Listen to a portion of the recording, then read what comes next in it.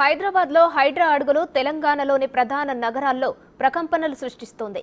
చెరువులు, కుంటల కబ్జాదారులపై రేవంత్ గురిపెట్టిన హైడ్రా ఆయుధం ఎప్పుడు తమ వైపుకు వస్తుందేమోనని రియల్టర్లు, చెరువు శిఖాల్లో తిష్టవేసిన నేతలు హడలిపోతున్నారు. ప్రధానంగా చెరువులకు ప్రసిద్ధి చెందిన వరంగల్ జిల్లాలో హైడ్రా కావాలనే డిమాండ్ గట్టిగా వినిపిస్తుంది. రెండవ రాజధానిగా పిలుచుకునే వరంగల్లో హైడ్రా అవసరం ఉందా? రేవంత్ సర్కార్ నుండి వరంగల్ ప్రజలు ఏం కోరుకుంటున్నారు? పైగా కుంటలు చెరువులతో విలసిల్లిన వరంగల్ నగరంలో కుంటలు ఎక్కడ ఉన్నాయనేది భూతద్దం వేసుకొని చూడాల్సిన పరిస్థితి. చెరువులు సగానికి పైగా అన్యక్రాంతమై బహుళ అంతస్తులు వెలిశాయి. అసలు వరంగల్ నగరంలోని చెరువుల పరిస్థితి ఎట్లా ఉంది? ఓరుగల్లు ప్రజలు చెరువుల ఆక్రమణపై ఏమంటున్నారు? నేటి గ్రౌండ్ రిపోర్ట్లో తెలుసుకుందాం. గొలుసుకట్టు చెరువులకు, కుంటలకు నిలయంగా ఉన్న ఓరుగల్లులో చెరువు శిఖం భూములు ఆక్రమణకు గురవుతున్నాయి. వరంగల్, హనుమకొండ, కాజీపేట, ట్రైసిటీ పరిధిలో 2 దశాబ్దాల కింద సుమారు 210 కుంటల చెరువులు ఉండగా అందులో 70కి పైగా కుంటలు పూర్తిగా కనుమరుగయ్యాయి. మిగిలిన చెరువుల శిఖం భూములు ఆక్రమణకు గురయ్యాయి. FTL నిబంధనలను ఉల్లంఘించి భారీ స్థాయి ఆస్తుల నిర్మాణాలు జరిగాయి.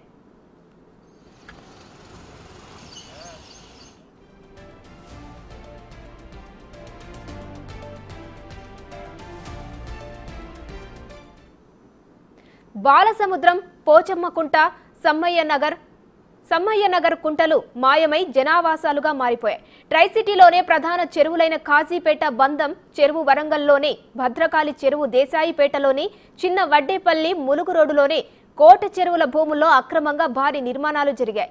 ఈ 4 ప్రధాన చెరువుల FTL పరిధిలో 1000కి పైగా అక్రమ నిర్మాణాలు ఉన్నట్లు అధికారులు గుర్తించారు.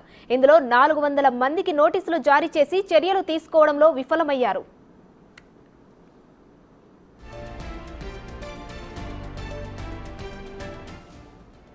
కాజీపేట బంధం చెరువు 45 ఎకరాల విస్తీర్ణంలో ఉండేది. ఇప్పుడు 20 ఎకరాలకు తగ్గిపోయింది.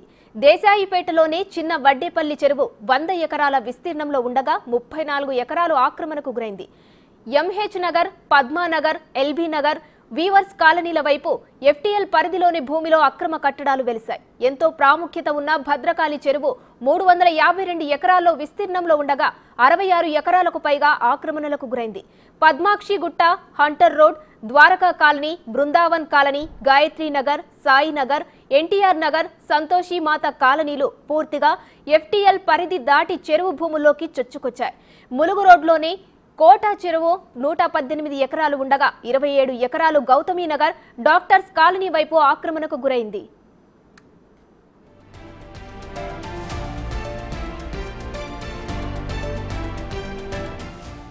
కుంటలు, చెరువులు కబ్జాలకు గురవుతుండటంతో చిన్నపాటి వర్షానికే ఓరుగల్లులో వరదతో ఇళ్లు నీట మునుగుతున్నాయి.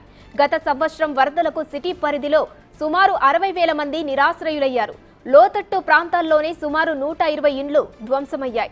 ఇలాంటి పరిస్థితులు మరోసారి రావద్దంటే చెరువు శిఖాలు, బఫర్ జోన్లలో నిర్మించిన అక్రమ కట్టడాలను కూల్చివేయాలని ఓరుగల్లు వాసులు కోరుతున్నారు. హైదరాబాద్కు సమానంగా వరంగల్ను తీర్చిదిద్దుతామని మాటిచ్చిన సీఎం రేవంత్ రెడ్డి హైడ్రాను వరంగల్లో ఏర్పాటు చేయాలని వేడుకుంటున్నారు.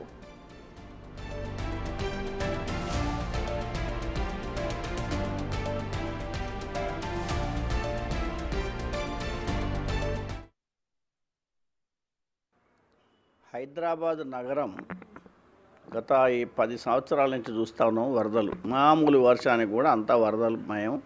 రోడ్ల మీద నీళ్లు ఉంటాయి, ఇండ్లలో నీళ్లు ఉంటున్నాయి అనేది అందరికీ తెలిసిన విషయం. అట్లనే వరంగల్ నగరం కానీ ఇప్పుడుగా కరీంనగర్, అది జగిత్యాల, ఇట్లా పెద్ద టౌన్లలో కూడా ఈ మనలాంటి నగరంలో కూడా ఈ సమస్య అనేది గత 10 సంవత్సరాల నుంచి చూస్తున్నాం. వర్షాలు పడగానే వరదలు వస్తుడు ఎప్పుడూ లేదు. హనుమకొండలో నేను ఉండబట్టి దాదాపు 58 సంవత్సరాలు అయింది. కానీ 58 సంవత్సరాల గత 10 ఏళ్ళ నుంచే వరదలు రావడం అనేది ఎక్కువైపోయింది. పూర్వం ఏంటంటే ఒకటి పెద్ద మోరి దగ్గర కొద్దిగా నీళ్ళు వచ్చేది, అది చూసుకుంటూ వచ్చే, కానీ ఇండ్లకు రాలే, వాడలకు రాలే. ఇప్పుడు 10 ఏళ్ళ నుంచి ఇప్పుడు భద్రకాళి చెరువు మీదికి వెళ్ళి ఆ బంధం చెరువు, అది తర్వాత ఇటు పోచమ్మకుంట, తర్వాత ఈ సౌడు చెరువులు మొత్తం చుట్టూ ఉన్నటువంటి మన గోపాలపూర్ చెరువు, ఇవన్నీ కూడా ఆక్రమణకు గురవుతున్నాయి. కాలువలన్నీ బూడి చేస్తున్నారు, ఇండ్లు కడుతున్నారు. ఇది జరుగుతుంది. హైదరాబాదులో నవాబు తన సొంత కుటుంబ ఖర్చుల కోసము ఆయన పట్టా చేసుకున్నటువంటి సర్ఫకాస్ భూములు అనేవి హైదరాబాదు రంగారెడ్డి జిల్లాలో లక్షల ఎకరాలు ఉండేది. ఆ ఎకరాల భూములన్నింటినీ వాళ్ళు దాని చుట్టూ వందల కుంటలు చెరువులు ఉండేది. ఎప్పుడైతే 99 నుంచి అనుకుంటా నేను 99 నుంచి హైదరాబాద్ భూములు ఆక్రమించడం అనేది జరుగుతున్నది. దాంతోపాటు అక్కడ ఉన్నటువంటి కుంటలను చెరువులను కూడా ఆక్రమించడం జరుగుతున్నది. అంటే వాస్తవంగా ఒక సమాజం వేల సంవత్సరాల నుంచి నడుస్తున్న సమాజంలో సహజ వనరులు ముఖ్యంగా మనకు గ్రామకంట్లం అని లేకపోతే ఊరు బయట ఉండేట భూములు లేక ఈ చెరువులు కుంటల్లో నీళ్లు వెళ్ళిపోవడానికి కోసం ఉండేటువంటి కాలువలు ఇవన్నీ కూడా వేల సంవత్సరాల నుంచి కాపాడబడ్డాయి. కుంటలను ఆక్రమించిన వారిపై చర్యలకు కఠినమైన క్రిమినల్ చట్టాలను తీసుకురావాలని మేధావులు కోరుతున్నారు. అధికారులు ఇచ్చే అక్రమ అనుమతుల వల్లే కబ్జాలు పెరుగుతున్నాయని అభిప్రాయపడుతున్నారు.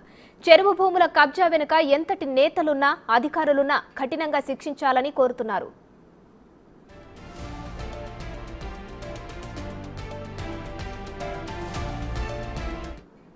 వరంగల్ నగరంలో ఉన్నటువంటి ప్రధాన కాకతీయులు తవ్వించినటువంటి ప్రధానమైనటువంటి చెరువులన్నీ కూడా పూర్తి స్థాయిలో కబ్జాలకు గురవుతున్నటువంటి సందర్భాన్ని మనం చూసాం. ముఖ్యంగా నగరం నడిబొడ్డులో ఉన్నటువంటి భద్రకాళి చెరువు కానీ వడ్డేపల్లి చెరువు కానీ బంధం చెరువు కానీ ముఖ్యంగా బంధం చెరువు అయితే చెరువు లేకుండా కాలువ లెక్క తయారైనటువంటి సందర్భాన్ని మనం చూస్తున్నాం. చిన్న వడ్డేపల్లి చెరువు కానీ ముచ్చెర్ల చెరువు కానీ ధర్మసాగర్ చెరువు కానీ పెద్ద ఎత్తున ఆక్రమణలకు గురవుతున్నటువంటి సందర్భం ఉన్నది. కాబట్టే అవి ఆక్రమణలకు గురయ్యాయి. ఎఫ్టీఎల్లో శాశ్వత నిర్మాణాలు చేపట్టారు, బఫర్ జోన్లో ఇళ్ల నిర్మాణం చేపట్టారు.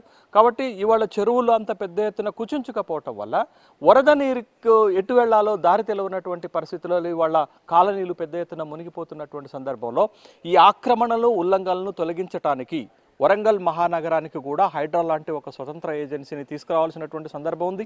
ఈ ఆక్రమణలపైన ఎఫ్టీఎల్లో చేసినటువంటి శాశ్వత నిర్మాణాలపైన బఫర్ జోన్లలో కట్టినటువంటి వాటిపైన చెరువులను కుంటలను ఆక్రమించినటువంటి అన్నిటిపైన చర్యలు తీసుకోవాల్సినటువంటి అవసరం ఉంది. ఇవాళ ఓరుగల్లులో సగానికి పైగా కుంటలు చెరువుల భూములు ప్రమాదంలో ఉన్నాయి. గత 10 ఏళ్ల కాలంలో ఆక్రమించుకున్న భూములకు అక్రమ పద్ధతుల్లో అనుమతులు తెచ్చుకొని దర్జాగా బహుళ అంతస్తుల నిర్మాణాలు జరుపుతున్నారు. ఈ ఆక్రమణలు ఇలాగే కొనసాగితే చెరువులు కుంటలు పూర్తిగా కనుమరుగయ్యే అవకాశమూ లేకపోలేదు.